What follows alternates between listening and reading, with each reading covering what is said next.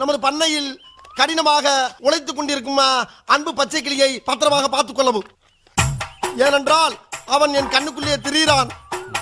அதுபோக அவன் மாடு மேய்க்கும் போது அவனுக்கு வெயிலில் நடக்க விடாமல் அவனுக்கு ஒரு புல்லட்டு வாங்கி கொடுத்து, பேண்ட் செட்டும் வாங்கி கொடுத்து, ஒரு தொப்பியும் வாங்கி கொடுத்து போட்டிருக்காருயா. அவனை அவனை அழகு பார்க்குமாறு மிக தாழ்மையுடன் கேட்டுக்கொள்கிறேன்.